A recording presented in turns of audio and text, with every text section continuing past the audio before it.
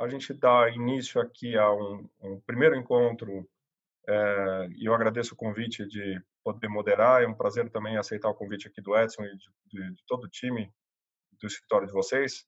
Mas eu queria pedir para o Eduardo passar um pouco a mensagem do escritório, o propósito desse encontro, para que a gente possa passar nos próximos minutos aqui debatendo alguns assuntos pertinentes ao momento que a gente está vivendo. Ok. Boa tarde a todos. O objetivo hoje aqui desse encontro é, mais uma vez, o escritório está se antecipando às demandas que a gente vê com frequência que estão chegando até o escritório. O nosso escritório é RSZM Advogados, é um escritório que tem sede em São Paulo, mas com capilaridade em todo o Brasil. A gente tem clientes de todos os mais diversos setores e a gente hoje conta com áreas distintas e especializadas em cada um dos assuntos. A ideia desse trabalho inicial, que inicia hoje, é que durante todo o período que vai estar instalada essa crise, essa situação de pandemia, a gente trazer aqui os principais pontos governamentais, seja nos aspectos tributários, trabalhistas, cíveis, em recuperação judicial, mas para trazer informação que tenha viabilidade jurídica e que já tenha passado pelo crivo. O objetivo é tentar diminuir o número de informações fake news que estão sendo produzidas e para que dê ao empresário a possibilidade de se antecipar e se esforçar no aprofundamento daquilo que de fato vai ser relevante para o negócio dele e não ficar trabalhando com falsas expectativas. Então, a ideia aqui é a gente compilar as perguntas que estão chegando e respondendo essas perguntas, trazendo algumas ideias e algumas possibilidades jurídicas que viabilizem a implementação das medidas que o governo vai trazendo e afaste aquelas outras que são simplesmente achismos e situações que estão sendo colocadas aí, principalmente nas redes sociais. Então, hoje a gente está dividido aqui, quem está representando, estou eu e o Dr. Sidney Stahl, pela área tributária, o Edson, que vai estar respondendo as perguntas na área de contratos e regulatório, o Ivan Vitali, sócio também do escritório, representando a área de recuperação judicial, e o Marcel Marquesi, sócio nas questões trabalhistas, e o Dr. Tadeu Ragô na questão da área civil. Então, acho que a gente está aqui com um time de especialistas e que pode contribuir aí para a tomada de decisão das pessoas que estão assistindo esse vídeo. A gente vai dar início aqui, eu acho que a sistemática você já passou. Obrigado, Eduardo. A sistemática é a gente tentar fazer um ping-pong aqui de algumas perguntas que estão vindo e que tem demandado bastante atenção de cada um dos membros do escritório. Eu acho que esse esforço aqui também de tentar centralizar as informações é justamente também para balizar as informações aí dos clientes junto às realidades que estão sendo vividas nesse momento. A gente conta aqui com a presença do Thiago Souza, que é dono da rede Mania de Churrasco, que tem 79 lojas espalhadas pelo Brasil, em diversos shoppings. É um colega nosso, amigo, que está diretamente afetado, também traz uma perspectiva de um empregador com aproximadamente 1.500 funcionários até o momento. Eu espero que ele consiga manter o máximo possível, mas a gente tem conversado bastante esses tempos, então ele se interessou e aceitou o nosso convite aqui para participar. Mas eu vou começar, então, nessa forma. Eu recebi aqui algumas perguntas que foram mais selecionadas e a gente vai começar pelo tributário. E aí eu vou formulando as perguntas e eu acho que a gente tentar focar aí, talvez limitar no tempo, 90 segundos, no máximo 2 minutos. A gente, conforme a necessidade, a gente naturalmente pode voltar, mas para que o ouvinte não se canse tanto, porque são muitas perguntas, são muitos aspectos, dá para a gente passar horas aqui discutindo e naturalmente a gente vai pecar um pouco na profundidade, mas eu acho que a gente tem um time aqui de profissionais que já estão bastante preparados, estão recebendo essas perguntas para a gente poder focar. Então, já começando aqui com a primeira pergunta. Na área tributária, quem que vai responder pela empresa? Ou eu ou o doutor Eduardo, nós respondemos, dependendo da pergunta. Quem se interessar vai levantar a mão aqui. Ok. Então, aqui, como é que estão os prazos de processos administrativos, tributários e judiciais? E as fiscalizações em andamento? Como é que está isso? Como é que vocês estão respondendo a essas perguntas? Como estão os prazos e as fiscalizações? É muito simples, né?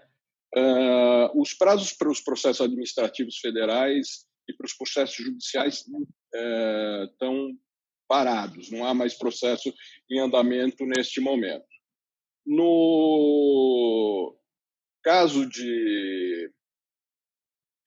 das fiscalizações, elas pararam, mas ainda existe a necessidade de que se acompanhe, porque algumas delas são eletrônicas. Então, é importante que os empresários acompanhem. Com relação aos prazos estaduais, todos os prazos em andamento continuam em andamento. Quer dizer, o Tribunal de Impostos e Taxas não encerrou esses prazos administrativos. Então, eles estão andando aqui no estado de São Paulo, estão andando, no estado de Santa Catarina, por exemplo, já não estão mais, no estado de Mato Grosso do Sul já não estão mais. No geral, essa é o quadro que a gente tem. Obrigado, Sidney. Obrigado pela resposta. Bom, já existe alguma isenção ou diferimento para o pagamento de tributos para quem está nos regimes lucro real ou presumido? E como está a situação para o simples? Essa é uma pergunta que já está muito sendo feita. Esse talvez seja o maior, as perguntas que têm saído mais e que tem muita notícia que está falseando uma realidade. O que se tem são pleitos de vários setores, tanto setores industriais quanto as federações, com relação a benefícios, isenções ou diferimento. Tá? Só para diferenciar aqui rapidamente, para lucro real e lucro presumido ainda não tem nenhuma legislação aprovada no sentido de isentar, desonerar ou diferir pagamento de tributo, seja ele de qualquer espécie, para aqueles que estão no lucro real e lucro presumido, com exceção do FGTS, que já há uma disposição para o não pagamento, diferimento do FGTS. O que se tem hoje ainda submetido ao Congresso Nacional é alguns benefícios para alguns setores, como, por exemplo, o setor aéreo, para combustíveis, mas ainda há nada definido. Então, hoje o que se tem ainda é muita informação da possibilidade de não recolhimento de tributo, mas a gente ainda tem que avaliar caso a caso, porque não há uma legislação específica. Com relação ao Simples Nacional, sim, foi talvez a primeira medida do governo, houve o diferimento do pagamento da DAS, né, que é a guia específica do Simples, dos meses de abril, maio e junho. No entanto, não é uma isenção e nem uma desoneração, é uma prorrogação. Então, aquele que optar para não realizar o pagamento vai ter que realizar nos meses de outubro, novembro e dezembro. Então, a gente pede o cuidado para o aproveitamento desse diferimento, porque vai acumular com, eventualmente, 13º ou outros pagamentos que se tem. Então, não haverá multa e juros e há esse diferimento. Nos demais, por enquanto, ainda não tem nenhuma legislação específica. E alguma necessidade de tomar alguma providência com relação ao momento que faz ele decide prorrogar esse prazo de pagamento ou adiar esse pagamento? Não, na verdade, o que a legislação traz, ainda que não há necessidade, ela já autoriza o não pagamento e supostamente esse valor será cobrado lá nos meses de outubro, novembro e dezembro. Então, ele vai chegar aquele valor, o valor original, e teoricamente vai fazer o recolhimento do mês, por exemplo, do mês de abril, você faria o recolhimento em outubro, cumulado com aquele a necessidade do seu recolhimento relativo ao mês de outubro, né? Porque você trabalha como competência, então o que você está pagando em outubro é relativo a setembro. Então, quando chegar lá em outubro, você vai ter que fazer o recolhimento da parcela relacionada ao mês de abril, acumulada com a parcela de outubro, que se refere sempre ao mês anterior. Então, não há necessidade de nenhuma obrigação acessória nesse sentido. Tem que tomar bastante cuidado, porque eu li por acaso ontem no Japão, o período é de grace period de 1 ano. Então, o empresário vai poder planejar um pouco melhor, porque não tem garantia nenhuma de que no final do ano, ainda como você falou aí, com o 13º, se isso vai ser realmente um benefício para ele. Mas ok, ainda continuando com você, Eduardo, a gente tem, com relação aos parcelamentos ordinários e especiais em andamento, como ficam os pagamentos mensais? Há possibilidade de não pagar? O que a gente ainda não tem uma legislação específica sobre o tema, depois eu vou passar para o Sidney até também fazer uma complementação, mas o que se tem hoje é uma série de tentativas, até por parte da Procuradoria da Fazenda Nacional, em prorrogar, eventualmente, os parcelamentos vigentes, prorrogar a adesão, mas o diferimento da parcela daqueles parcelamentos, seja ordinário ou seja aquele especial, aí incluído o Refis, incluído o PERT e outros nomes aí de parcelamento especial, não se tem ainda a legislação que autorize esse diferimento, você prorrogar o pagamento. Isso é muito aguardado por todos, mas ainda não existe. E também se acaba tendo muita notícia da possibilidade de se ter um novo parcelamento, isso provavelmente deve ocorrer, mas ainda não se tem. O que a gente tem recomendado se na hipótese de inexistência de caixa, pelo motivo óbvio, suspensão das atividades, alguma coisa nesse sentido, que se pode usar normalmente nos parcelamentos, salvo alguns muito específicos em alguns estados, é que você só é excluído do parcelamento após inadimplemento ou deixar de pagar a terceira parcela, 3 meses. Então, na hipótese de não ter caixa para fazer o pagamento, se utiliza, deixa de recolher o parcelamento nos 2 meses, até que se tenha notícia de uma prorrogação desse prazo de parcelamento. Mas não há legislação ainda sobre o diferimento e prorrogação dos prazos. Certo. Sidney, quer complementar? Sidney. Não, eu só quero lembrar de uma questão, que é a questão da obrigação acessória, né? Se você declarar integralmente o seu tributo, você perde a espontaneidade, conforme o artigo 138 do Código Tributário. Então, talvez uma saída para os empresários, nesse primeiro momento, é entregar as informações com valores menores, quer dizer, com valores baixos, e retificar depois, passada a crise, e imediatamente fazer o pagamento. Tem que lembrar que, para a denúncia espontânea, não se permite o parcelamento. A denúncia espontânea tem que ser feita direto. Agora, essa é uma alternativa não muito correta. Existem outros mecanismos e o escritório tem atendido cada um dos seus clientes, seus amigos, criando uma maneira específica para qual é o quadro de cada um e como é que deve agir nesse tipo de coisa. Aproveitando que você está com a palavra, Sidney, eu queria formular aqui uma pergunta que também está trazida e também encerrando o bloco das perguntas da área tributária. Recentemente foi convertida em lei a MP do contribuinte legal. Quais são os principais benefícios e se já está valendo? Bom, Oscar, a MP foi aprovada agora no Senado, na Câmara e no Senado. Ela ainda não foi sancionada pelo presidente da República e, portanto, ela ainda não está valendo. Ela traz algumas vantagens com relação ao contribuinte, por exemplo, as possibilidades de negociação, de transação com a Fazenda, tanto das dívidas inscritas, dívidas de pequeno valor. Mas ela tem algumas limitações, né? Essas transações elas são limitadas a 7 anos, é o limite delas, e ela, por um outro lado, só permite transações quando o contribuinte procura a Fazenda com base numa série de requisitos que às vezes são muito difíceis de comprovar. Por exemplo, atividade macroeconômica. A gente está no meio do Covid e atividade. O mercado hoje é um mercado praticamente parado, os contratos com grande dificuldade, e etc. Então, esta é uma questão que nós temos que revisar. A outra questão é o fim do voto de qualidade no CARF. Para quem não sabe o que é o voto de qualidade, é o voto de Minerva.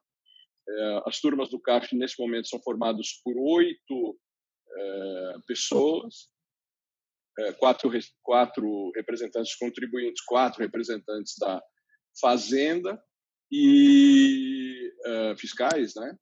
E todas as turmas são presididas, e o substituto da presidência não é o vice-presidente, mas também é uma outra pessoa da Fazenda. A Fazenda sempre preside essas turmas. E essa pessoa tem o voto de Minerva. Nas câmaras ordinárias, a gente tem visto lá no CARF até um movimento muito positivo para os contribuintes. Muito cuidado, muita atenção. No caso das câmaras superiores, me parece que as câmaras superiores têm mudado profundamente os entendimentos com relação àquilo que sempre aconteceu na jurisprudência do CARF. E a maioria deles, ou uma grande parte deles, tem passado por voto de qualidade. Essa é uma medida, por um lado, que parece muito boa, mas, por outro lado, ela traz alguma insegurança para o contribuinte. Eu não acredito que o presidente não vá vetar, eu acho que ele veta. Existe uma pressão muito grande da Fazenda, mas essa medida, por um lado, ela parece boa, porque indúbio pro contribuinte, e o Código Tributário já dizia isso, em termos penais é a mesma coisa, mas, por outro lado, talvez a medida mais equilibrada fosse conseguir uma modificação na escolha dos membros das câmaras superiores, tirar da mão da própria Fazenda, do presidente dessas câmaras superiores, e escolher os seus membros, que são dos contribuintes. Se isso fosse nesse sentido, seria muito bom. Agora, vamos esperar. As medidas estão aí. Eu já extrapolei o meu tempo, então eu ia te dar um cartão amarelo agora. Oscar, só deixa eu fazer a última parte da questão tributária, que eu acho que é relevante para estar na composição. Independente das perguntas, a gente ser limitado aqui no tempo, o mais importante, em resumo, é o seguinte: são poucas as medidas que saíram, com exceção essa do Simples e do FGTS, para as empresas no que se refere às questões tributárias. Ainda não se tem muita tentativa de implementar as medidas, mas ainda efetivamente nenhuma com validade jurídica específica. O que é mais importante para a área tributária, quando a gente tem um princípio que é a supremacia do poder público em relação ao privado, é que desde o momento que se tome uma decisão de não pagar um tributo, que essa decisão seja suportada por documentos que demonstrem a inviabilidade de pagar o tributo. Eu chamo a atenção para isso porque mais importante é que, se o empresário tomar a decisão de pagar o tributo, que ele tenha a cautela de que seja demonstrada que não foi uma conduta dolosa, mas que foi por uma necessidade ou uma impossibilidade de fazer o pagamento do tributo, para que lá na frente a gente possa, eventualmente, tentar excluir juros e multas relacionadas a essa não conduta dolosa. Isso é muito importante que seja ratificado. E, principalmente, que se ele tomar essa decisão, que ele não distribua dividendo ou que não pague conta de sócio, porque isso vai evidenciar o contrário daquilo que a gente estará pleiteando. Então, enquanto não sair nenhuma medida, se for uma decisão do empresário, se documente e demonstre que não é uma conduta dolosa, e sim uma impossibilidade de pagamento. Perfeito. Bom, agora a gente vai passar para um tema que é um tema muito caro aqui ao nosso amigo Marcel. O Marcel estava ficando deprimido nos últimos anos, últimos meses, que estava tendo cada vez menos trabalho por conta da questão trabalhista, da lei trabalhista. Agora, de repente, ficou com bastante trabalho, né, Marcel? Então, vou passar aqui 5 perguntinhas que eu acho que eu tenho já algumas aqui que eu vou reservar para o final, mas vamos pela ordem. Como proceder com os contratos de trabalho caso tenha que fechar a empresa? Posso suspender os contratos de trabalho? O que eu teria que pagar nesse caso? Bom, Oscar, veja só. Acho que essa é a situação máxima que todos os empresários estão passando nesse momento, que é essa decisão. O que eu fazer se eu tenho que ou fechar meu negócio ou eu não consigo trabalhar na localidade por causa do estado de calamidade? Então, o governo editou uma MP no domingo, que teve publicação na segunda-feira pela manhã, que deu algumas soluções. O primeiro ponto é você separar aquele que pode trabalhar em casa e aquele que não pode trabalhar em casa. Em atividade podendo ser desempenhada em casa, a primeira solução que o governo deu e que nós também já tínhamos dado era fazer o trabalho em home office, colocar o seu efetivo para trabalhar em home office, tá? Para evitar o contágio tentando seguir a vida desde que você ainda tenha trabalho. Caso isso não seja possível, o governo possibilitou nessa MP colocar todo mundo, todos os empregados de férias coletivas ou individuais, não dependendo disso mais de comunicação com o sindicato, nem aprovação do Ministério do Trabalho. Também possibilitou que aquele que não tem férias ainda, você possa antecipar as férias dessa pessoa. Ou seja, mesmo que ele tenha 2 meses, 1 mês de trabalho na empresa, você colocar ele de férias.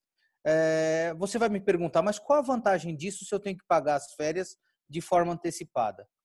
A vantagem é que na MP ele também possibilitou que você pague as férias sem o terço constitucional, sendo que esse pagamento ficaria postergado até dezembro desse ano, e pagar as férias de forma corrente no seu fluxo de caixa, como se você estivesse pagando um salário normal, o que não impacta no seu fluxo de caixa imediato. Tá? E caso nenhuma dessas hipóteses seja possível nesse momento, porque nós temos que migrar sempre, né, para o empresário da menos gravosa para a mais gravosa. A MP previa a suspensão do contrato de trabalho por até 4 meses. Mas, logo no mesmo dia, na tarde, foi suspensa a suspensão. Ou seja, esse artigo foi retirado da MP, tá? Então, nesse momento, você, teoricamente, por lei, não pode fazer a suspensão do contrato. Estava lendo agora há pouco que as movimentações nesse sentido são de que até amanhã o governo solte uma nova medida provisória, tá? Isso não está confirmado ainda, mas é a suposição, possibilitando a suspensão do contrato de trabalho com redução da jornada e do salário para até 50% e a complementação dessa parte suprimida pelo governo por meio do seguro-desemprego, da liberação do seguro-desemprego em estado de pandemia para esses empregados que tiverem a remuneração cortada. Só que eu entendi aqui também na pergunta que a pessoa fala, mas se ela quer fechar a empresa, como é que... Porque assim, como proceder com contratos de trabalho caso tenha que fechar a empresa? Então, essas são as atividades que você não vai ter mais produtividade. Então, para você evitar a demissão coletiva, você pode fazer essa suspensão. No caso prático, como nós não temos suporte legal ainda para fazer a suspensão, tem muitos e muitos empresários fazendo a suspensão por acordo individual, direto com os empregados. Até para você não ter a demissão coletiva e depois ter que recontratar e treiná-los. Certo. Bom, vou seguir aqui para a próxima. Como cobrar empregados em regime de home office? É necessário fornecer material de escritório, conexão à internet, essas questões práticas? Esse é uma questão muito sensível, porque o empresário brasileiro não está acostumado com o home office, e nem o empregado. Tá? Então, a primeira coisa que eu digo é que o home office é um trabalho cujo tempo está sendo pago pelo empregador. Então, aquele tempo das 9 às 18, usando como um parâmetro o horário regulamentar nosso, da maioria dos contratos de trabalho, é pago e é de propriedade do empregador. Então, você irá cobrar o empregado naquele horário, não quer dizer que ele estará disponível fora desse horário, ou seja, você tem que se educar para não cobrá-lo fora do horário e ele para estar disponível naquele horário. Uma das soluções é cobrar por produtividade, além do controle por meio de telefone, de computador.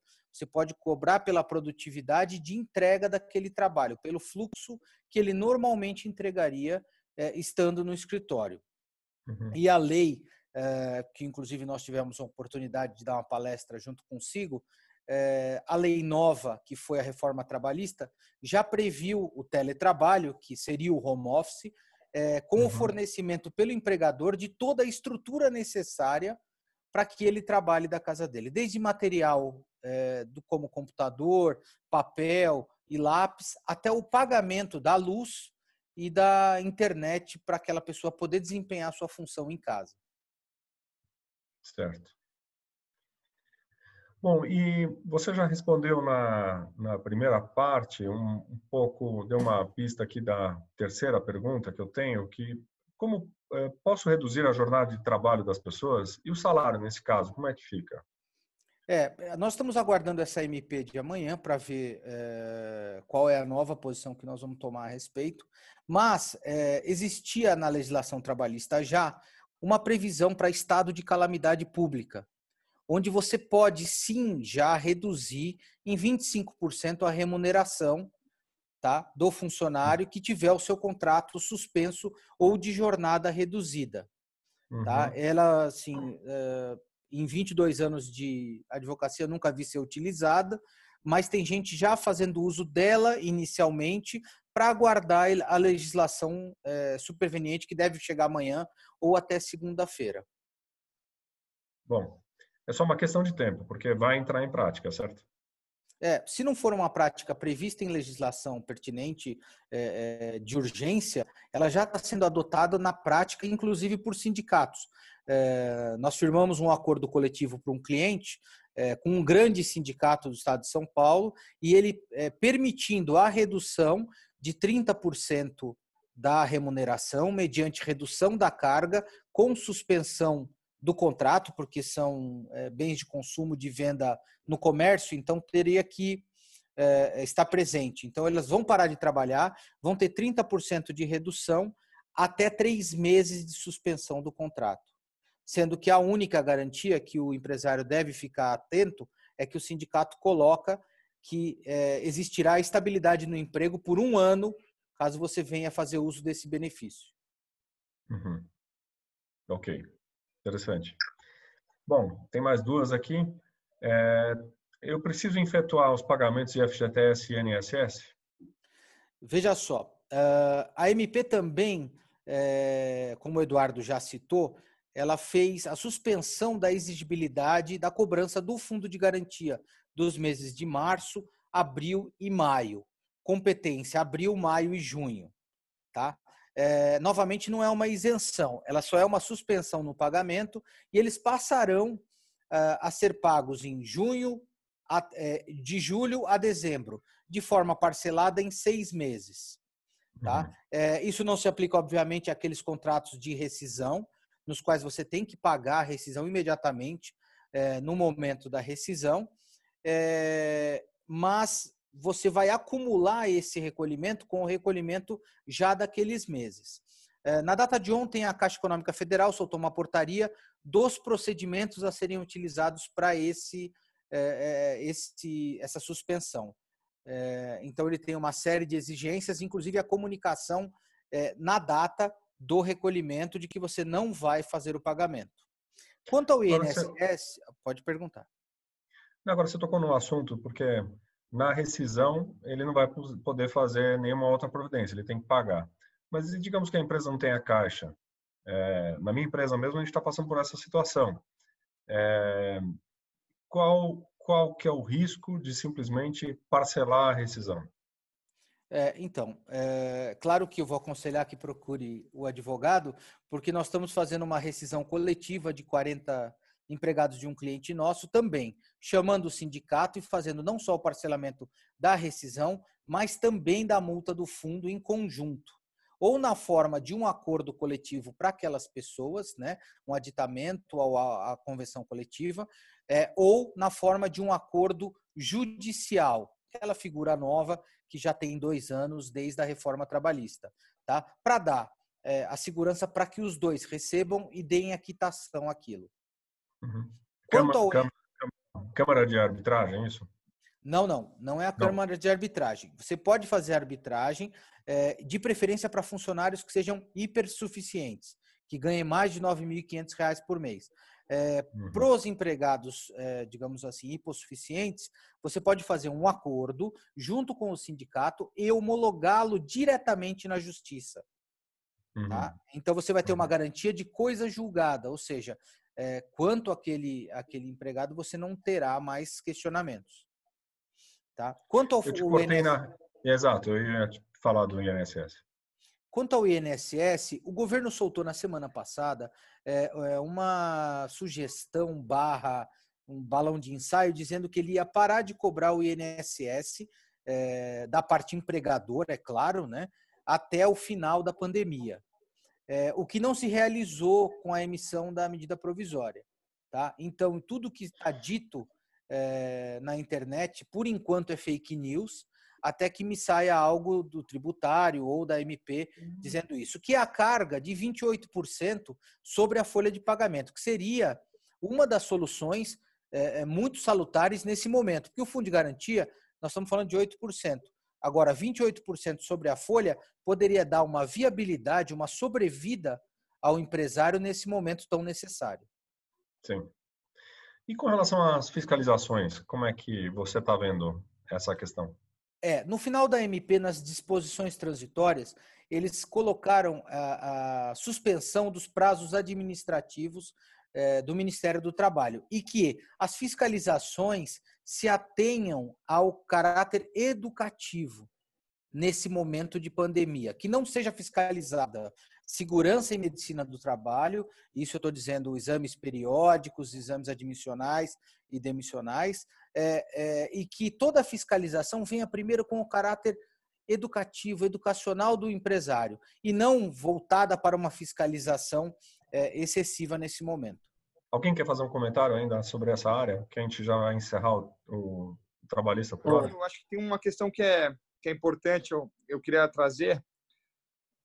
No caso de... Eu trabalho com franquias, né? Então eu tenho franqueados ali que às vezes não tem fôlego, não tem caixa, né? E a decisão deles é totalmente diferente. Na MP, ele previa lá um acordo individual, né? No caso de suspensão, e aí foi revogado justamente o texto da suspensão.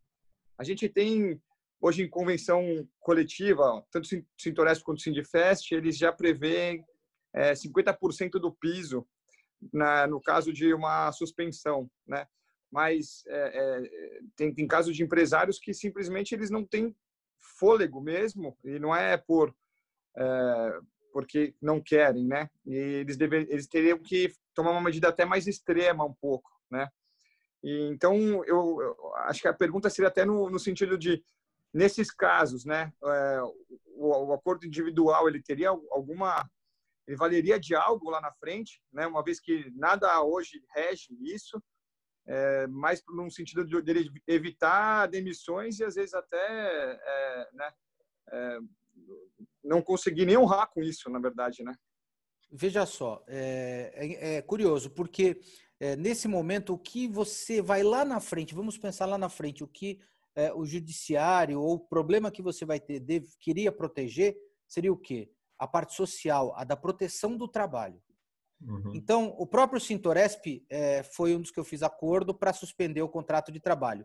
Mas o meu cliente não tinha a metade do piso da categoria para poder pagar, exatamente no seu exemplo.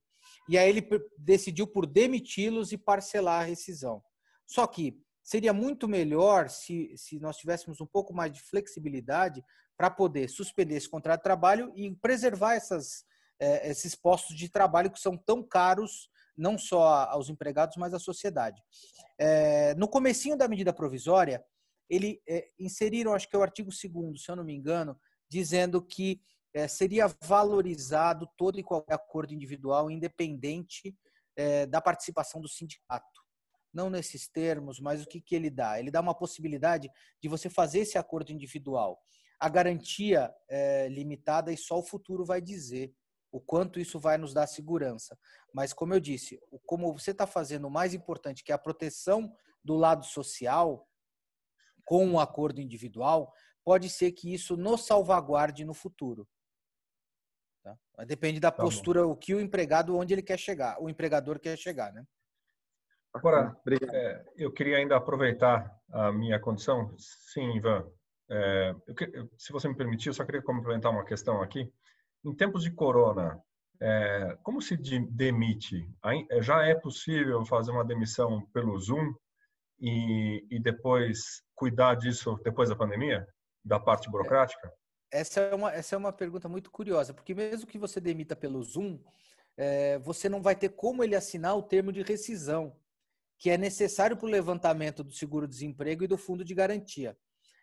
O que eu sugeri, eu já respondi algumas consultas nesse sentido, você pode até fazer a demissão pelo Zoom, até pelo caráter social envolvido, né, para dar aquela atenção no momento da rescisão, mas mandar um portador com a documentação necessária para a coleta da assinatura, não só para a sua segurança, mas também para que ele consiga levantar o seguro-desemprego e o fundo de garantia logo, imediatamente, né? Tá certo. Ivan, você queria complementar? Eu queria complementar aí um pouco a fala do Marcel, né? A gente sempre tá junto, né, Marcel, quando a gente pensa em alguma recuperação.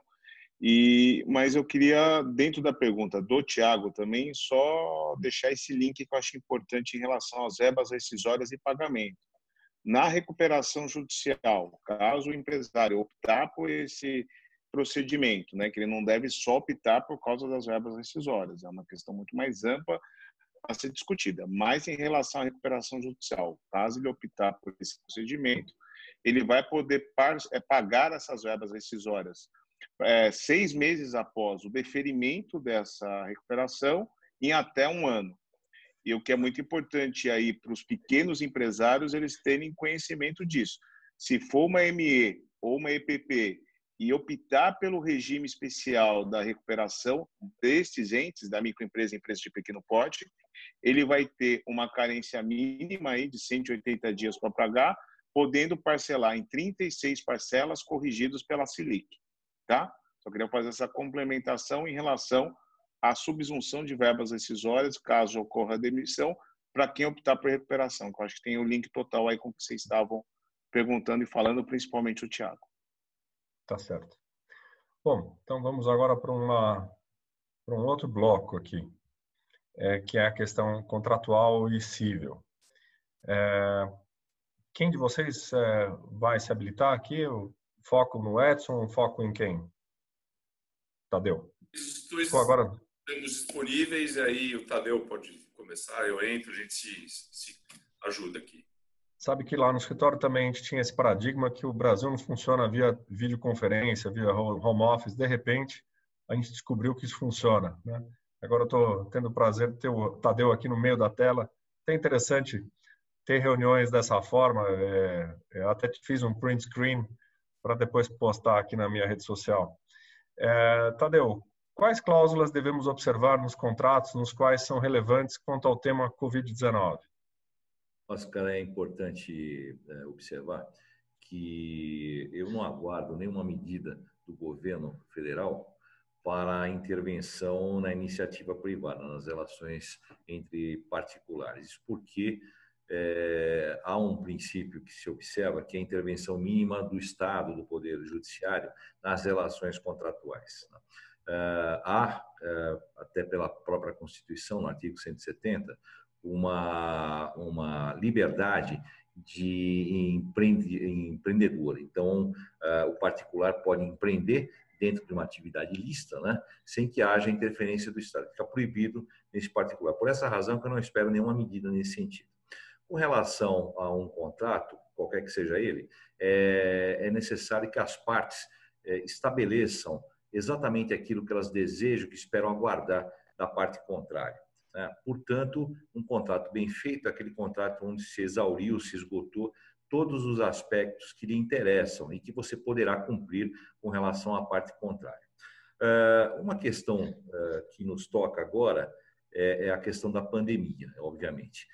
Nunca se falou a respeito de força maior por pandemia, não existe isso. Recentemente, para 2010, houve a H1N1, onde existem alguns julgados reconhecendo a força maior, que está previsto no Código Civil, né?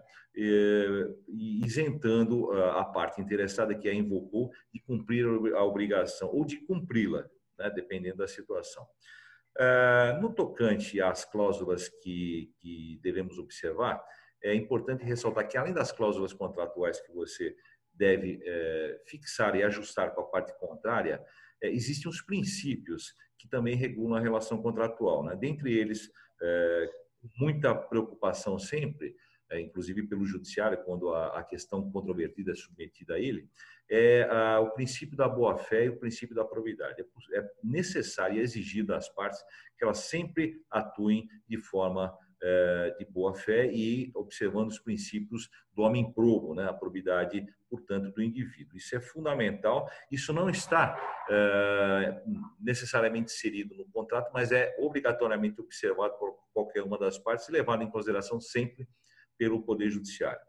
Com relação a uma cláusula que me parece importante observar para essa circunstância atual, é a questão da cláusula estabelecendo força maior. Muito embora não seja obrigatoriamente necessário exigir das partes que estipulem essa condição no contrato, é importante ressaltá-la se o contrato for ajustado, observando-se e inserindo expressamente essa cláusula. O maior perigo é que a parte não se atente e ajuste e concorde em responder por ilícito ou por obrigações, ainda que em período de força maior, ou seja, ainda que ocorra a força maior, a parte se obriga a responder por sua obrigação. Então, é necessário muita atenção nesse particular, onde a parte ela não pode, não deve, eu recomendo que não faça isso, porque é extremamente arriscado cumprir a obrigação por força de uma situação como essa, né? Me parece que são essas as questões que são importantes colocar, né? E dizendo o seguinte, que nesse período de reconhecimento de força maior, é sempre importante contar com submeter o assunto ao Poder Judiciário para que ele declare essa situação, para que a parte fique realmente com a tutela reservada a si, para que ela fique tranquila com relação ao descumprimento dessa obrigação durante esse período de força maior. Me parece que você já respondeu parcialmente aqui a segunda pergunta que eu tenho, que é como fazer para suscitar tais cláusulas ou se fazer valer de excludente de responsabilidade de força maior.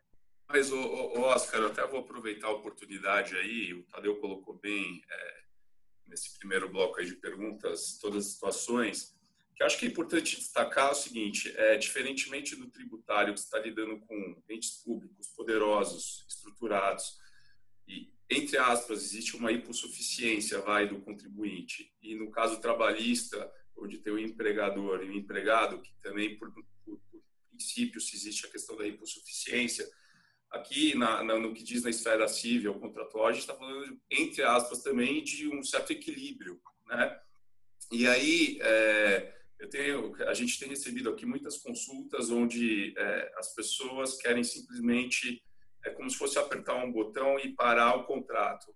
Então, essa pergunta que você nos colocou, na verdade, é o seguinte, a boa-fé ela tem que prevalecer e tem que ser demonstrada. Isso é muito importante dizer, né? A força maior, ela está aí, tá? Não é uma coisa regulamentada, vai depender de várias circunstâncias, e ela, por si só, não é um elemento que, na minha visão, e eu acho que eu gostaria que ficasse bem claro para os empresários e empreendedores, ela exime a necessidade de você se atentar ao contrato e ao relacionamento. Quando você contratou, se sentou, conversou, estabeleceu as regras, né? Muito bacana. Agora, está numa situação, obviamente, drástica. Muitas empresas estão em dificuldades. Então, assim, até pode ser que suspender ou até mesmo extinguir o contrato seja uma alternativa. Mas como é que você faz isso valer? Na pior das hipóteses, entrar em contato, uma ligação, um e-mail, uma notificação, o contrato rege. Normalmente, como é que se faz isso? A forma formal, a forma correta é notificar. Tudo bem. Então, tem muitas empresas que estão em home office, a estrutura se perdeu, nem todo mundo estava preparado para esse momento, as coisas talvez não fluam, a comunicação não chegue como deveria chegar. Tudo bem, liga, pega o telefone, registra o e-mail dizendo qual é a sua finalidade. Então, eu acho que, basicamente, o que é muito importante mesmo que você tenha todas as justificativas em razão do que está acontecendo, problema de caixa, não quer demitir ninguém, enfim, você está tentando atingir aquele equilíbrio social, que é uma coisa importante para todo empreendedor, obviamente. Tem que tomar essa precaução de mostrar sua boa-fé em tentar se compor, tá? Ainda que o se compor seja, eu não tenho outra condição que não seja parar com o contrato. Acho que esse é o ponto fulcral aí dessa pergunta. Entendi. Perfeito. Tadeu? Deixa eu vou agradecer aqui só, viu? Eu estava até com a gente estava com uma opinião aqui até um pouco mais agressiva e talvez não tão inteligente. Eu conversei com o Edson no telefone. Eu formalizar aqui um agradecimento, porque acho que é uma linha de raciocínio super válida, super pertinente, que acho que isso realmente pode fazer diferença lá na frente. Eu ia perguntar alguma coisa nesse sentido, eu quero até agradecer, viu, Edson? Porque isso daí eu acho que uma negociação, para o momento que a gente está vivendo, isso possa fazer muita diferença lá na frente mesmo. Não, sem dúvida. E aí, Thiago, se você me permitir, eu não vou falar de detalhes, mas, por exemplo, você tem negociações com shoppings. Obviamente que o shopping é um ente forte financeiramente. Não obstante isso, ele também pode pensar que os lojistas também são fortes financeiramente, né? Então, assim, essa boa fé em falar, eu estou com dificuldade, eu preciso rever, vamos fazer um acerto progressivo, regressivo, vamos parar, vamos suspender, seja lá o que for. Eu acho que essa é a parte onde você vai conseguir demonstrar sua boa fé. Não significa que a resposta vai ser positiva. Se ela não for positiva, pelo menos lá na frente, se judicializar o tema, você vai conseguir demonstrar para o juiz, aí o Tadeu é muito melhor do que eu para falar, que você tentou fazer o melhor possível dentre todas as responsabilidades que o empreendedor tem para se compor, e aí, eventualmente, um ou outro fornecedor, locador, seja lá o que for, não quis ouvir. Eu acho que é bem nessa linha mesmo. Pelo menos o que a gente está pensando, e até um desabafo aqui, a gente tem que pensar em capital de curto prazo e médio prazo. Curto prazo para não morrer, médio prazo porque eu preciso retomar, né? Ponto. E aí, quando a gente fala de parceiros, a gente tem parceiros lá estratégicos que não podem morrer, né? E que às vezes eu tenho um produto exclusivo. Por exemplo, a gente tem 2 produtos que são exclusivos de pequenos produtores lá. E eu tenho que manter esse cara vivo. E eu pego um shopping, que ele também é importante para mim, mas eu sei que ele tem fôlego. E aí você tem que ficar pilotando isso agora. Você tem um lado social, e aonde eu vou colocar minhas fichas, quem eu não deixo morrer, quem eu deixo vivo, né, quem é mais estratégico, quem é menos, não desmerecendo, né, todos os outros, mas é uma equação difícil mesmo, né? Ele não é simples, né? Não tem para todo mundo. Você tem que escolher quem vai e quem não vai, né? Mas o que eu tenho na minha experiência, trabalho naturalmente com prestadores nacionais, a gente trabalha com aluguel de carro no Brasil, mas também muito com locadoras grandes fora do Brasil. Então, pode-se pressupor que as locadoras, essas grandes locadoras, tenham um fôlego maior. Mas não é assim, e eu tomo como verdade isso que o Edson falou. Acho que o fato da proatividade, hoje, nos últimos dias, eu tenho conversado de forma proativa com todos os fornecedores internacionais, e ainda sabendo das nossas credenciais como brasileiros, que naturalmente podem se aproveitar do Covid para eventualmente descansar sob um certo conforto de entrar na berlinda, falar, bom, então, como eu já tenho uma ótima desculpa. Então, isso tem sido muito bem recebido. Hoje eu tive um caso com uma locadora que eu conversei com um time de pessoas que estavam em Londres, nos Estados Unidos. Eu senti que nós somos os primeiros que estão tendo essa proatividade. Não estou esperando receber a ligação da cobrança, mas indo na frente. Então, eu entendo isso e levo isso aqui de brinde dessa conversa. Agora, seguindo aqui, Tadeu, você quer comentar?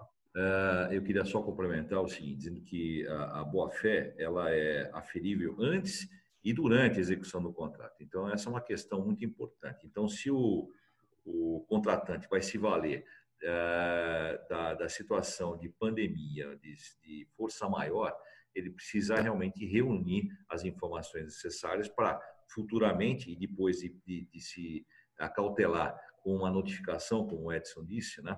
Demonstrando o seu propósito, demonstrando que ele não pode efetivamente cumprir o contrato, é necessário, com certeza absoluta, se acautelar com uma medida judicial a respeito disso futuramente, né?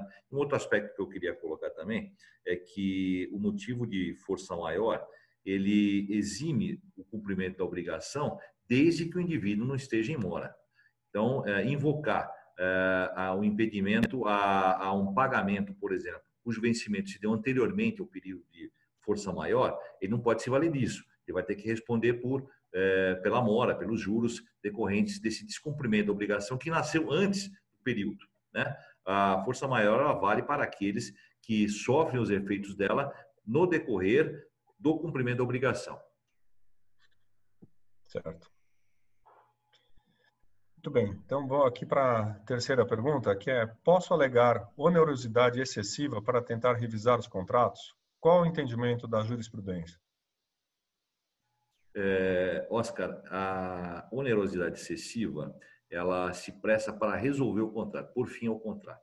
Então, quando restar demonstrada que naquele contrato, seja ele de cumprimento sucessivo, como uma locação, por exemplo, ou de execução diferida, ou seja, obrigação futuramente, né, e presentes ali a impossibilidade de cumprimento dela e o enriquecimento, a onerosidade excessiva, portanto, o enriquecimento de uma parte em detrimento da outra, é possível resolver o contrato. Portanto, a solução do contrato, o fim do contrato, pode ser invocado com relação a isso, o que exime a parte da mora, exime também de pecúnia, de multa, né? Ela vem capitulada no Código Civil dentro do tema resolução de contratos. Obviamente, se uma situação torna impossível a uma das partes a obrigação, ela tem o direito de, ao menos, postular, demonstrando ao juízo a possibilidade de revisão das cláusulas contratuais. Para isso, evidentemente, precisa estar muito bem documentado e apresentar ao juiz todas as condições que a impossibilitam de dar cumprimento à obrigação. No caso de pandemia, essa impossibilidade ela toca as duas partes, não apenas uma, gerando a impossibilidade para ambas as partes ou todas as partes contratantes. Portanto, ela é muito mais abrangente e leva à impossibilidade de que todos cumpram a obrigação, tanto o devedor como o credor receber a obrigação cumprida. O que pode acontecer é que, no ajuizamento desse pedido de resolução por onerosidade excessiva, o réu diga o seguinte para a parte que invocou essa situação: olha, eu concordo em diminuir o valor do contrato ou modificar a obrigação de acordo com o nosso contrato, modificaremos as cláusulas relativamente a isso. Nessa circunstância, pode haver um ajuste, mas é essa a única hipótese em que a onerosidade excessiva pode rever o contrato, porque o propósito dela é por fim ao contrato, né? Revisão só se a parte contrária arguir e concordar com isso. Isso exatamente em razão do que eu falei no princípio. É a mínima intervenção do Estado, né? As partes têm que ajustar. Se o contrato foi celebrado, tem que ser cumprido. Sidney, você queria fazer um comentário? Não, é só para levantar um assunto, não sei se a gente vai debater. O que eu estava dizendo é o seguinte, é que esse ponto é extremamente importante, porque, evidentemente, só com muito cuidado a gente vai escolher o que fazer, o que a gente vê tanto na área civil, na trabalhista, na tributária, o que fazer, qual é o caminho, como é que a gente vai se munir para alguma discussão lá na frente, né? Eu fico realmente muito feliz que essa conversa tenha seguido esse rumo. Bom, em relação aos acordos judiciais em curso, quais as consequências do seu não cumprimento? Essa é uma questão mais delicada, né? Porque o fato é que a obrigação foi ajustada em meio a um processo judicial, foi homologado por sentença judicial, portanto, é um acordo que pode ser executado, a exemplo de qualquer outra obrigação resultante de uma sentença em outro processo, mas a circunstância que tem que se apurar é de caso a caso.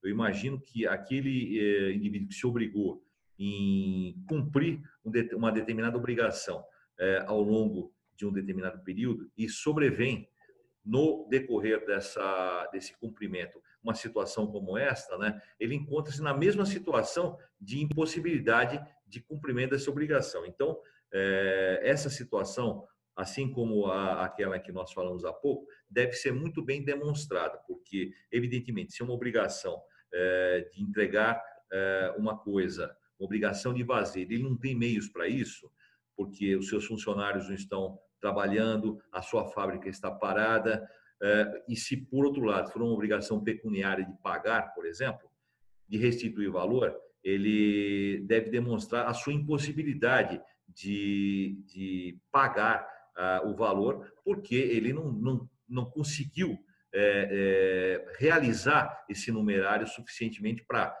cumprir essa obrigação. Isso precisa ficar muito bem demonstrado e, claro, evidentemente, precisa ser noticiado ao juízo pedindo a suspensão por essas razões de força maior. Obviamente, o juiz vai ouvir outra parte e vai decidir a respeito. Por isso que precisa ficar muito bem demonstrada a sua impossibilidade de cumprimento dessa obrigação. Tá bom. Oscar, desculpa, eu queria só complementar uma coisa, é só complementar mesmo, que acho importante até destacar, Tadeu, assim, as pessoas que estão com problema de cumprir com as obrigações, sobretudo de pagamento contratuais, aquele empreendedor que está desesperado e não tem estrutura e quer parar, apertar o botão, parei, dá para fazer. Se vai ter consequência é outra história. Mas nesse tipo de situação que tem um processo judicial, você só vai poder, deixando isso bem claro, parar mediante autorização judicial, né, Tadeu? Que foi bem falado pelo Tadeu. Só que hoje a gente está vivenciando também um momento em que o judiciário, acho que a gente pode falar disso depois, também está vivenciando uma novidade, que nenhum advogado consegue despachar com o juiz, né? Isso dificulta explicar para o juiz tudo que está se passando.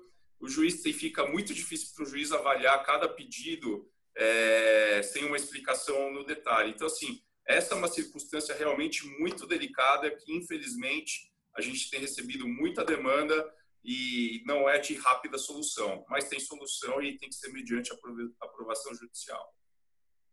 Tá bom.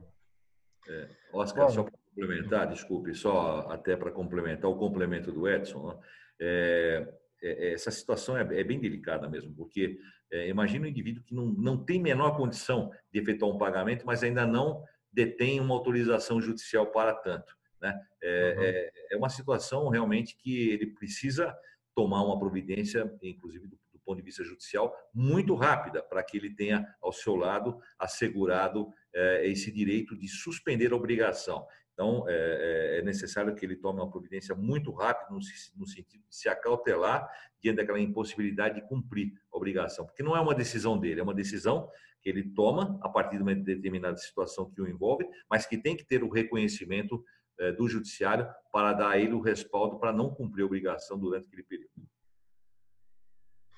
Bom, eu acho que a última pergunta aqui, que eu tenho não são dos ouvintes, mas dos clientes, quais medidas preventivas devem ser adotadas para prevenir e se preservar em hipóteses de suspensão, revocação de contratos, notificar, acordo ou um e-mail serve?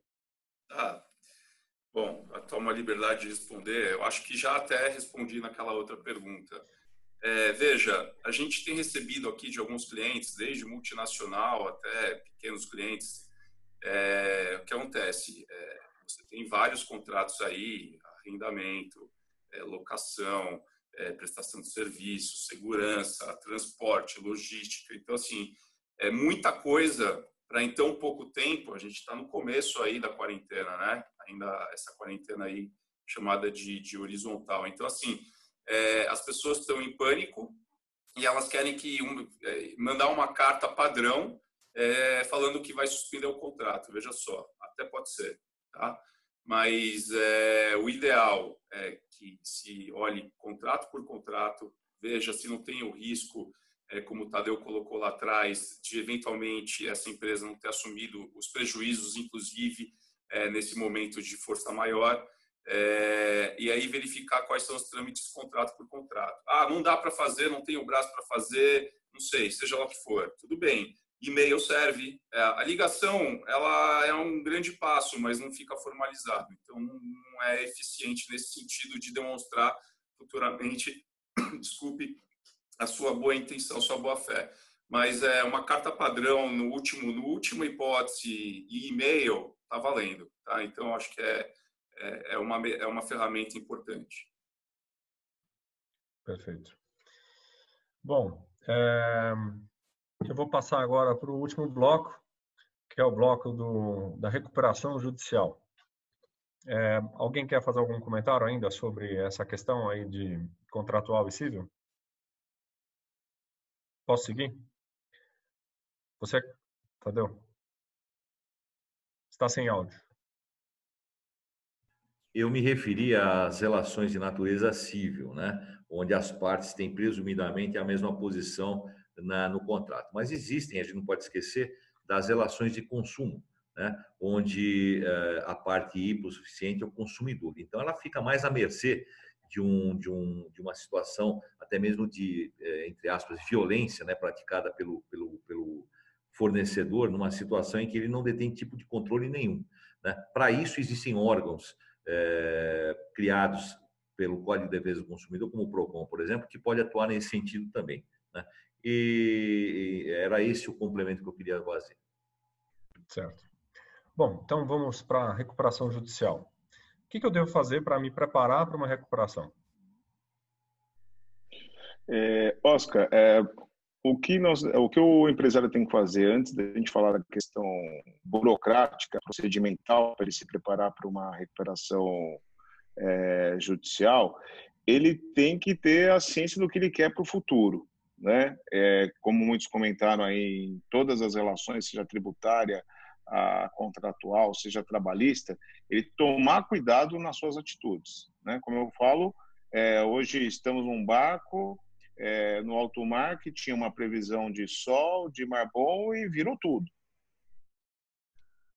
né? Isso vai passar e isso vai continuar, né? Então ele precisa ter a certeza seguinte: vou continuar com o meu negócio, a previsão futura. Quem quiser se liquidar, a recuperação ela não vai servir para equacionar o endividamento dele. A recuperação é um planejamento futuro para a preservação do seu negócio quando essa tempestade passar. Quem quiser tomar essa decisão amanhã ou depois, ele vai ter que fazer uma preparação grande em relação à sua contabilidade. Então, meu primeiro recado é o seguinte: olhe a sua contabilidade, que ele vai ter que apresentar a contabilidade dele de 2017, 2019 e uma especial para 2020, tá? Eu acredito que, em face de um coronavírus, pela emergência, muitos empresários vão ser autorizados a ingressar com a recuperação sem a documentação necessária, mas essa documentação ele vai ter que apresentar, dependendo do prazo que o juiz der, de 15, no máximo 30 dias. Então, ele precisa preparar essa contabilidade, que eu repito, 2017, 18, 19, especial de 2020. Principalmente o balanço patrimonial, né? E os DRS, tá? Desses anos para apresentação em juízo. Os demais quesitos é mais simples, lista de funcionários, as ações em trâmite, enfim, com a assessoria que ele tem aqui no nosso escritório, isso aí é um trâmite rápido. Agora, a contabilidade não depende do jurídico, né? Certo, tá bom. E quais que são as vantagens de ingressar em uma recuperação judicial? Acho que a sua resposta já respondeu parcialmente, mas qual que é a principal vantagem? A vantagem, Oscar, que eu diria é o seguinte, é um pouco do que o Tadeu e o Edson estavam falando antes. Caso a opção seja a recuperação judicial, ela vai dar juridicidade ao seu inadimplemento. Porque a partir do momento que você ingressar com ela e ocorrer o despacho de processamento autorizando você a estar nesse processo, os teus débitos que ficaram para trás e mesmo vencendo desde que a dívida já tenha sido originada, você está sob a guarida do Poder Judiciário e não realizar aqueles pagamentos. Então, acho que essa é a principal vantagem, além do inadimplemento na questão trabalhista também, das verbas rescisórias, caso seja necessário fazer alguma demissão. Então, essa é a principal vantagem. A segunda vantagem que eu falo é que você, às vezes, trabalha a questão da negociação, como ficam os contratos, enfim, de você pontualmente resolver negociar. Isso é o melhor caminho, que se evita uma recuperação. Mas nem sempre é possível pela organização e pela sua projeção de fluxo de caixa para o futuro. Então, por exemplo, eu tenho uma dívida com o Edson, eu negocio em 10, fazendo um exemplo muito simples, né? Com o Tadeu em 15, com o Marcel em 11, com o Oscar em 17, mas será que eu estou com o meu fluxo organizado para poder fazer esse gerenciamento, a recuperação ela vai permitir que você negocie em bloco. Você vai ter um pagamento comum a todos os sócios dentro da tua projeção de caixa. Não é mais o credor que cabe no seu bolso, é o seu bolso que vai caber no credor. Quer dizer, não é o seu bolso que vai caber no credor, é o credor que vai caber no seu bolso. Você vai inverter essa equação, né?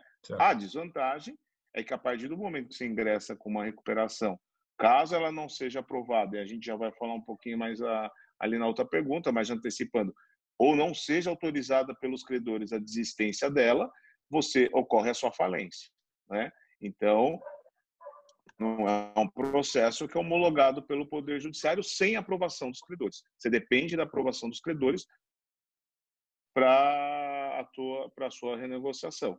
E caso isso não ocorre a falência do empresário. Essa é a principal desvantagem. Mas dentro de uma pesquisa que foi feita nas áreas especializadas, né, as falências não ocorrem por desaprovação dos credores. A maioria das falências ocorrem depois por não cumprimento do plano, né? Mas essa seria a consequência, a desvantagem. Certo. Bom, e como é que eu posso equacionar e pagar minhas dívidas pendentes e futuras com bancos e fornecedores? Então, esse equacionamento é que a gente fala que talvez seja a vantagem da recuperação, apesar das desvantagens dela, que a gente falou da falência, o custo, né? Seja com advogados, com administrador judicial, com editais, mas ela permite que você consiga equacionar de acordo com o seu caixa a sua possibilidade de pagamento de uma forma coletiva. Então, você vai ter mais segurança no cumprimento, às vezes, dessa dívida para um planejamento futuro que está incerto, você não sabe como vai ser o seu fluxo de caixa. Quanto que eu tenho que pagar para o meu credor? Como que eu posso? Isso vai ser livre de acordo com o plano que você vai apresentar em juízo. Se vai ser de 10 anos, de 12 anos, de 6 anos, né? De 5 anos, qual vai ser a carência, qual vai ser o deságio. Isso é livre desde que tenha essas questões e hoje os tribunais, com razão, exigem que você estabeleça uma correção para a sua dívida. Isso estabelecido e aprovado pelos credores, você precisa deixar bem claro, você precisa dessa aprovação dos credores, você reequaciona essa dívida da melhor forma possível dentro da tua projeção de fluxo de caixa. Certo, tá bom. Ou resumindo, né, Oscar? De acordo com o plano apresentado. Deu uma cortada agora. Antes tinha dado uma cortadinha, mas não comprometeu o conteúdo. Ivan, não, eu só falei agora. Eu falei agora que, resumindo, a forma de pagar os credores vai ser de acordo com o plano apresentado. Esse plano que vai ser apresentado 60 dias após a publicação do despacho que autorizou a empresa em recuperação. Perfeito. Bom, tem mais duas perguntinhas para você, Ivan. Como lidar com o pagamento dos credores trabalhistas e e os que irão ser demitidos? Aí também com a coisa o Marcel, a intervenção dele, mas a princípio existem 3 questões, né? Você vai já ter um crédito que foi julgado judicialmente, como já é um título executivo, está em fase de execução. Você tem um trabalhista que está com a sentença com o processo de conhecimento, e você vai ter os demitidos, que são as verbas rescisórias. Todos serão submetidos à recuperação. Na execução, você já lança o valor que está devendo, que já foi sentenciado. Os que estão para sentenciar serão submetidos, porque apesar desse crédito ainda não existir, o fato gerador é anterior ao pedido de recuperação, então eles se submetem ao processo de recuperação. Você coloca lá em juízo, quando for liquidado o valor na Justiça do Trabalho, você apaga de acordo com a recuperação. E as verbas rescisórias também, você lista as verbas rescisórias desse trabalhador e vai pagar de acordo com a recuperação. Se futuramente esse trabalhador que só foi listado com a verba rescisória ingressar com uma ação trabalhista e lá houver um acréscimo por outras verbas que não foram pagas, essas verbas também são submetidas à recuperação, porque o credor já está listado na recuperação. Na recuperação ordinária, ele será pago, terá que começar um pagamento ou no final, né? Mas, em tese, um pagamento que se começa 6 meses após também o despacho de processamento. Não é o que a lei diz, mas hoje o entendimento do tribunal, principalmente o Tribunal Paulista. E aí você tem um ano para pagar essa verba rescisória. Como você vai pagar essa verba rescisória ou essa tua dívida trabalhista? Em parcelas iguais, crescentes, no final, única, no 10º, a lei fala que você tem um ano para pagar. Isso também é livre, desde que aprovado pela Assembleia de Credores na classe trabalhista, ok? E lembrando que para o pequeno empresário, para a microempresa, empresa de pequeno porte, que optar pelo regime especial de recuperação, então uma recuperação própria da microempresa, empresa de pequeno porte, aí pode pagar em parcelas corrigidas com uma carência de 180 dias do deferimento da recuperação. O deferimento não é da aprovação da recuperação, né? Do processo de recuperação. Se eu puder complementar a fala do Ivan, você tem 3 vantagens principais nessa recuperação, sistema de recuperação, que é o seguinte: você consegue incluir aqueles que você já tem o processo existente, aqueles credores que têm o processo existente, aqueles que você está demitindo por conta da recuperação, que é triste, mas as verbas rescisórias serão incluídas, e, por fim, aqueles que vão ingressar com a ação. Tá? Então, todos esses vão ser incluídos como credores na recuperação. Isso lhe dá um fôlego de, apesar de ter que ser pago em 12 meses, você pode perguntar para mim como empresário, mas esse é um prazo muito curto. Tá? Mas esses 12 meses só começam a contar a partir da aprovação do plano. Então, eu tenho, em primeiro lugar, o ingresso da recuperação, 6 meses de suspensão de todos os processos trabalhistas. Em segundo lugar, a apresentação do plano e a sua aprovação, que pode levar de 6 meses até 3 anos, que é um caso que eu tenho. E depois você começa a pagar esses credores em 12 meses. Ou seja, dependendo da recuperação em si, você tem um fôlego para o empresário de todos esses processos. Os que continuarem andando, mesmo que listados por um valor menor, quando chegar o momento do pagamento, você vai indicar a recuperação. E isso faz com que esse crédito, mesmo que não tivesse listado pelo valor correto, ele seja incluído na recuperação. Ou seja, você tem um grande fôlego num dos maiores créditos fora o tributário, que é o volume trabalhista. Agora, na história recente, Ivan e Marcel, na história recente do Brasil, eu vou colocar aí 20 anos ou 30 anos para trás, quando que a gente teve um momento parecido com esse, numa iminência de tantas recuperações judiciais? Na época não era recuperação judicial, era concordata, mudou bastante também a figura dessa questão, mas você já arrisca um palpite do que vem pela frente? É muito cedo para falar. Oscar, é um pouco cedo para falar, tá? Só quero complementar também do Marcel, para que não tenha nenhuma dúvida, está perfeito o que o Marcel falou.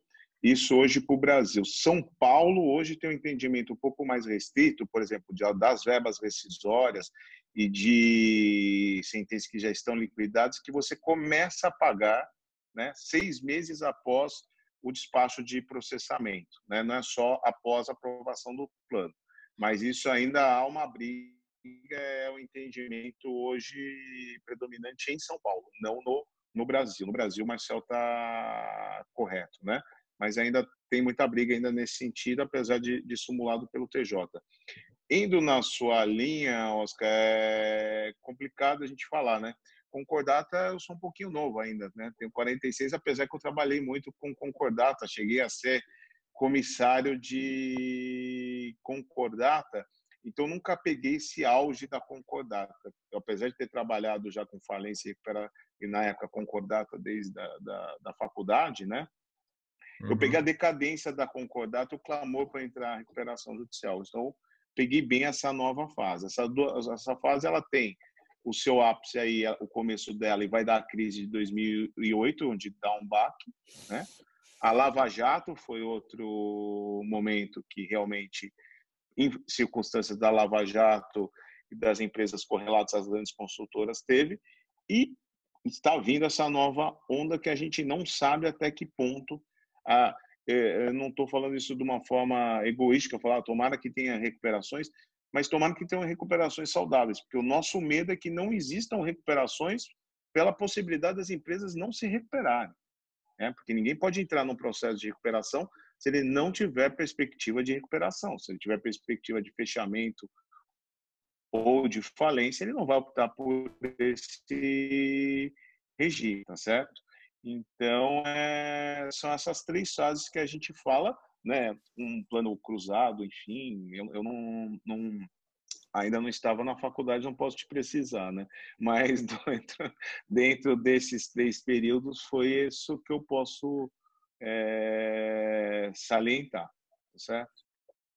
A Merkel, antes de ontem, há 2, 3 dias, falou que essa era a pior crise na Alemanha desde o maior pacote de injeção de capital e mais grave desde a reunificação alemã. Ela falou, não, desde a Segunda Guerra Mundial. Então, talvez a gente viva num país vulnerável como o nosso, algo sem precedentes. E é o que você falou, na realidade, em tese, bastante trabalho para vocês, mas desde que seja saudável, desde que a gente tenha horizonte pela frente. Sidney, você levantou a mão. Eu de fato, torço para a gente não chegar numa crise de 29, né? A gente reza para que hoje a modernidade nos permita não chegar... Em 29 não tinha Zoom e não tinha WhatsApp. Então, por isso que já é difícil comparar. Quando as pessoas tendem a comparar gripe espanhola, qualquer coisa, nada é comparável com o que a gente vive hoje em termos de simultaneidade. Mas Edson também levantou a mão e aí, depois que o Edson falar, eu passo para a última pergunta. É muito rápido. Na verdade, a gente está em 2020, eu acho que foi em 2018 que teve a greve dos caminhoneiros. Nessa época, a gente teve muita consulta, não foi, Ivan, de empresas...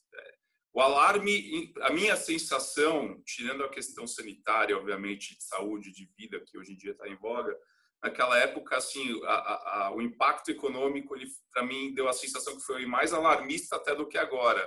Que agora as pessoas tiveram outras preocupações também. Mas lá em 2018, eu lembro que muita gente veio nos consultar sobre recuperação judicial preocupado com o desfecho da greve dos caminhoneiros. É só esse momento histórico aí que eu acho que passou em branco. Tá bom. É verdade. E agora a gente tem que torcer para os caminhoneiros não ficarem com medo de circular por aí.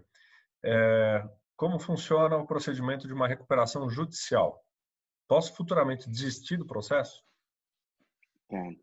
Oscar, o procedimento ele funciona da seguinte forma, né? O empresário ele vai ingressar com uma petição inicial, expondo as causas que o levaram a essa situação, que a macro, que seja um coronavírus ou outra, tem que ter relação com o micro, né? O que efetivamente complicou na situação dele, o que já vinha do negócio complicado, e juntar aquela documentação que a gente fala do artigo 51, principalmente a contabilidade. É um processo que não existe segredo de justiça, a não ser para os informes de rendimento, de imposto de renda que são obrigatórios, acabam tendo esse sigilo. Os salários dos funcionários, também você tem que listar os seus funcionários com os respectivos salários, isso acaba tendo sigilo. Nos demais, a tua empresa acaba sendo exposta, em que você vai ingressar com toda essa documentação. Hoje o entendimento é que essa documentação, estando correta, ocorre-se o processamento, autoriza-se o despacho de processamento da recuperação. Alguns juízes entendem por uma diligência prévia, para verificar se a empresa existe, se essa documentação está correta ou não. Uma parte já dá o despacho. Dando esse despacho, onde começa a correr os 180 dias, onde ele está, vamos dizer assim, blindado pelo seu inadimplemento. Em 60 dias, ele apresentará um plano da forma de pagamento, o trabalhista ele está fechado daquelas formas que a gente falou, né? Pode até ocorrer uma forma diferente no trabalhista, mas aí mediante acordo com o sindicato, mas normalmente seguindo aquela prática que eu e o Marcel falamos, e aí ele vai apresentar o plano de pagamento, se ele vai pagar em 10 anos, 12 anos, 8 anos, 7 anos, de acordo com o fluxo de caixa dele projetado. Apresentado esse plano, os credores vão contestar ou não, tendo contestação tem a assembleia, ocorrendo a assembleia, 3 possibilidades: aprovação e segue o jogo de acordo com o plano apresentado, rejeição, infelizmente ocorre a decretação da falência. Resumidamente assim, ele ficará 2 anos em recuperação até o seu encerramento, tá certo? Uma coisa que eu queria falar para o empresário é o seguinte, o que você tem que olhar em qualquer momento antes de pedir um RJ é olhar o seu negócio. Entender que, é o que eu falo, volta lá o nosso exemplo do mar e do barco. A tormenta vai passar. Se você acabar com o seu barco, não adianta a tormenta passar, você vai estar em alto mar sozinho. Você precisa dele lá, pode ser estar com uma peça ou outra faltando, mas você tem que estar com ele para você chegar no porto seguro. Essa crise vai passar. Então, olha o seu negócio, vê se você confia, isso vai voltar, a economia não vai voltar rápido, porque a mundial vai sofrer. Antes fosse só um problema brasileiro, mas é um problema mundial. Então, olhe o seu negócio, confie no seu negócio. Se você confiar no seu negócio, achar que vamos segurar essa tormenta, a recuperação é o caminho. Agora, se achar que, infelizmente, em face de toda a crise, foi o pá de cal, enfim, vamos ter que pensar em outras soluções que não uma recuperação, né? Dentro da sua pergunta da desistência, é possível. É possível até ele ingressar com uma recuperação, equacionar a dívida e após e pedir a desistência. Só que a desistência depende também da aprovação dos credores. Se ele pediu uma recuperação, não saiu o despacho de processamento, ele pode desistir unilateralmente. Caso saia o despacho de processamento, ele só pode desistir através de uma assembleia de credores, aprovando essa desistência. Se não aprovar essa desistência, não ocorre a desistência da recuperação. Mas é possível. É possível a desistência. Bom, eu acho que ficou bastante claro. A gente previu aqui, a gente tinha muitas perguntas, tem agora 1h30 que a gente ficou reunido aqui. Eu acho que a gente poderia tentar ir para um bloco final e abusar aqui um pouco da presença do Thiago. Eu tinha pedido antes e até em contato com o Thiago, que eu tenho acompanhado mais recentemente por conta da paralisação aí dos shoppings, eu pedi para ele formular algumas perguntas. Não sei se você quer colocar mais alguma coisa ou você já está contemplado aí com as respostas. Eu acho que conseguiu abranger bastante, né? Assim, acho que eu até agradeço, eu consegui ter bastante insight com todas as provocações que o pessoal aí fez.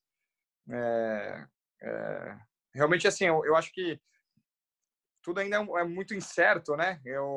A gente está vivendo um dia de cada vez hoje. Lógico que a gente faz provisões de médio e longo prazo, mas hoje a gente está muito concentrado no curto prazo, por conta de caixa mesmo, de olhar para o nosso negócio. Então, a gente está numa esfera muito agora de revisitar fornecedores, né, que foram coisas que vocês, eu até agradeço aí, principalmente na parte de shoppings e tudo mais, vocês abordaram bastante de como lidar nessa situação de se antecipar aos fatos, de conversar, acho que a postura certa, assim. E a gente também está numa fase muito de colaboradores, né? Então, eu tenho desde pessoas que estão sendo suspensas por alguns franqueados sem remuneração alguma, e aí já, né, talvez a gente tenha que partir para o acordo individual, até pessoas que estão de férias e pessoas que estão com mais caixa e conseguem manter esses de férias, né? Então, eu acho que tanto nessa parte de contratos mais curto prazo, falando, e trabalhista, vocês acho que abrangeu muito mesmo. RJ é um negócio que eu prefiro nem entender muito, porque é aquele tipo de coisa que a gente não quer, né, passar, mas foi ótimo. Eu praticamente desconhecia quase, né, o tema como um todo, e foi bacana. Eu acho que eu acabei perdendo um pedaço e eu não sei se vocês abordaram, porque eu caí, né, no começo. Acho que para mim a questão de tributos mesmo, a tributária, ainda não tem, acho que nada concreto ainda, e a gente tem desde simples, né, a lucro presumido e lucro real, assim. Então, eu entendo que hoje não tem nada concreto ainda, tem talvez alguma coisa ali no fundo de garantia, mas nada concreto, e a gente tomou a opção, lógico, de segurar os impostos, né, porque a gente entende que é algo que a gente consegue lá na frente negociar, mas aí eu acho que nessa linha dos tributos, assim, como conduzir, né? Qual que é a melhor forma? Aparecem às vezes incentivos aí, mas se segue por isso, ou a melhor coisa às vezes é segurar, preserva a caixa e aí espera lá na frente algum refis, alguma negociação. Tiago, realmente isso daí foi um bloco bastante extenso aqui nesse vídeo que está sendo compilado pela equipe aí que participou desse vídeo. Acho que amanhã já vai estar no ar. Então, acho que vale a pena você revisitar esses assuntos aí. Eu tenho 3 que levantaram a mão, Edson, Tadeu e Sidney, e eu acho que o Eduardo também, foi meio tímido também. Então, praticamente todos. Pela ordem aqui, eu acho que é o Edson primeiro. Na verdade, eu só vou trazer, com base no que o Thiago falou, eu vou jogar uma batata quente lá para o Marcel. Então, basicamente é o seguinte, Thiago, você tem lojas próprias, com sócios, lojas que você é dono, e você tem franquia, certo? Você tem um pessoal aí que tá apertado, está com dificuldades. Aí, o Marcel, eu acho que é uma coisa interessante, né? Porque o franqueador, ele tem que ter uma preocupação com essa saúde financeira dos franqueados, porque pode sobrar para ele mesmo. Então, Thiago, isso que você colocou é uma preocupação louvável, nobre, e que eu acho que no aspecto trabalhista é algo que tem que se tomar bastante cuidado, porque senão essa batata quente pode sobrar até para você. Eu acho o seguinte, Thiago, eu acho que você precisa, toda e qualquer regulamentação agora é incipiente. Nós temos que trabalhar com a parte prática. Eu acho que eu vou ter muito trabalho, como o Oscar disse, não que eu gostaria, porque não nessa situação é que eu espero trabalho, mas o que eu acho que você precisa olhar é como um todo. Esse negócio, tanto o relacionamento com os franqueados e o seu, mas como um todo. E tomar decisões estratégicas nesse momento que impactem menos não só o negócio, mas o futuro do negócio, como o Ivan falou, para você não ficar sem barco lá na frente. Entendeu? Então, fazer um estudo, claro que a gente está sempre à disposição, mas um estudo completo, não só da situação do franqueador ou do franqueado, mas como um todo, até na renovação e no treinamento dessas pessoas a posteriori. Porque o desligamento imediato gera um alívio, mas ele vai te gerar imediatamente problemas trabalhistas, com certeza no futuro, porque é o momento que a pessoa não quer perder o emprego, né? E de custos de treinamento, dependendo do tempo que leve para retornar à normalidade. Tiago, eu tenho antes de passar a palavra aqui para o Tadeu e ainda para o Sidney e para o Eduardo, Tiago, você conseguiu se adaptar à indústria do delivery? Como é que está isso? Porque tantos restaurantes, tantos pontos estratégicos, você conseguiu converter parte disso? E a segunda pergunta disso é, naturalmente, o valor do ticket. Eu tenho alguns amigos que também estão na gastronomia e todo mundo está de imediato, meio no susto, indo para o delivery, investindo em embalagem, investindo em algum cardápio delivery, mas naturalmente o ticket médio é muito mais baixo. Como é que você tem sentido isso?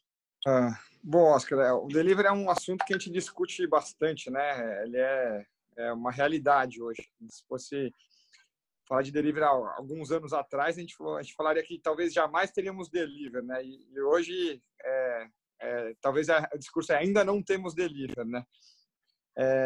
A gente percebeu assim no último ano, vamos dizer assim, que o delivery ele veio para salvar muitas operações, né?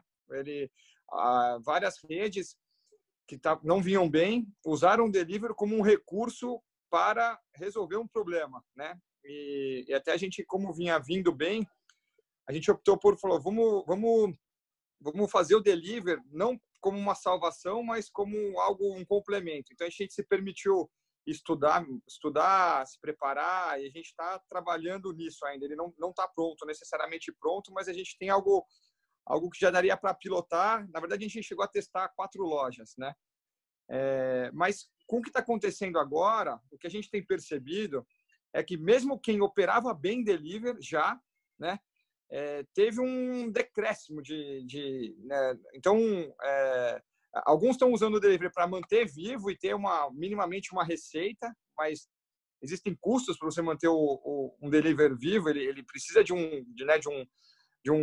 pelo menos um mínimo de faturamento ali, que não necessariamente quem está implantando agora, de última hora, que já não tem o histórico, já não tem aquela clientela formada, o hábito do cliente de buscar essa marca lá no delivery.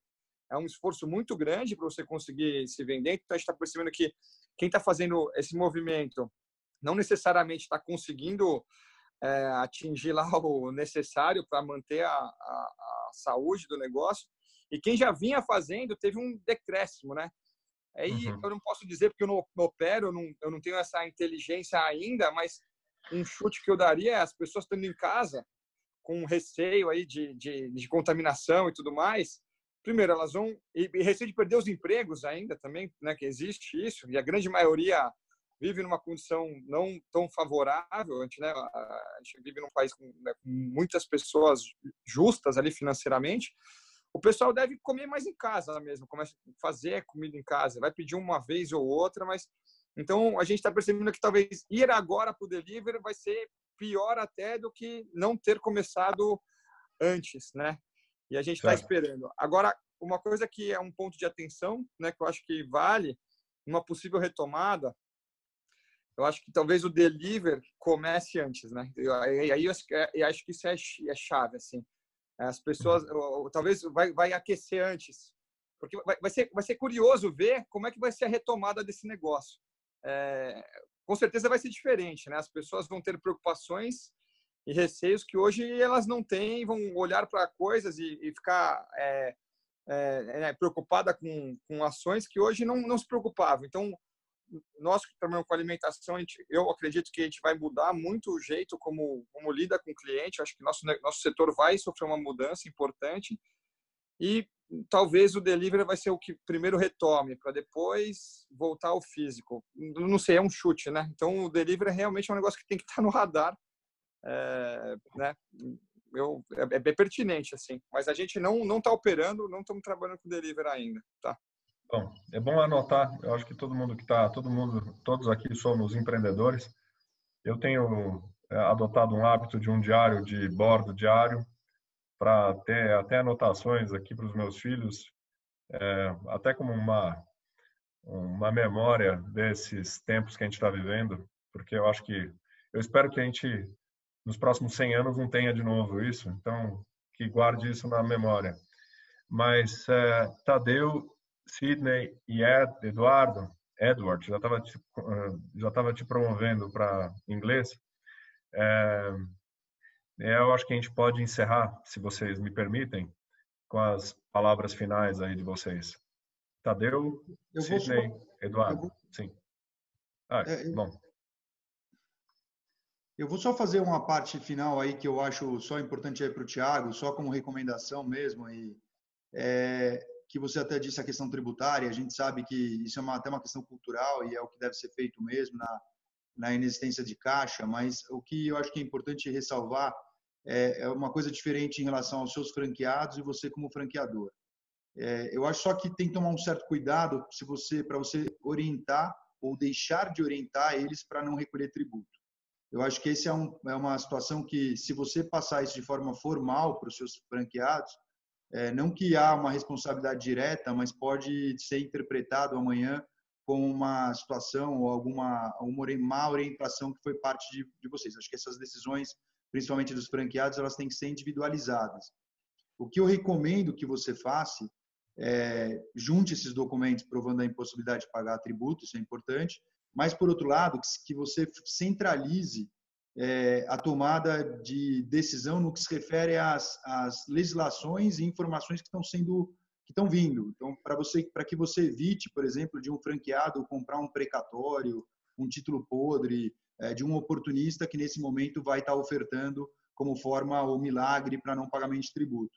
Então, o que eu recomendo que você faça, e é muito simples isso, a gente pode até auxiliá-lo, a gente tem montado algum simples comitê, que nada mais é do que um e-mail, em que a gente recebe as informações ou as notícias do que o cliente recebeu, do que o seu franqueado recebeu, e tente desmistificar, sendo a decisão dele. Então, por exemplo, recebi a informação aqui que agora pode pagar tributo com título de tesouro americano roxo. Aí você leva isso lá para esse comitê e você dá uma resposta formal para ele e fala, não, isso não é uma informação fidedigna e a gente te orienta a não usar esses títulos, por exemplo. E assim sucessivamente. Saiu um parcelamento, um diferimento para a empresa no Simples. Então, saiu de fato, essa é a regra, mas para você minimamente orientá-los para que evite situações que a gente sabe que no tributário podem causar um impacto para ele e, na verdade, o insucesso dele, ou a situação de inadimplente dele pode gerar para você, a médio e longo prazo, uma situação de desconforto até o não segmento do negócio. Então, acho que essa é uma medida que é fácil de fazer, aplicável. A gente pode ajudar, ou até o seu corpo jurídico, a quem te auxilia também, te ajudar nesse sentido. Mas no nosso escritório a gente tem feito isso e a gente tem visto bons resultados. Porque aí a gente centra os esforços naquilo que de fato é já regulamentado, aqui de fato que é importante para você preservar aí a continuidade. Então, fica aqui meu recado, não só para o Thiago, e agradecendo já a presença dele aqui, também a sua, Oscar, mas para todas as pessoas que estarem ouvindo esse vídeo, essa nossa contribuição, para que montem esse comitê, ou seja conosco, ou até mesmo com o seu assessor jurídico, para tentar evitar que se acabe entrando numa situação que seja pior do que a que está se vivendo hoje, tá bom? Eu agradeço desde já e até a próxima. Tadeu? Até aproveitando o modelo de negócio do Thiago, que preponderantemente é em shopping, né? Nesse momento de crise, né, precisa também se prevenir contra oportunistas, né? Ou aquelas tomadas de decisão sem muita avaliação.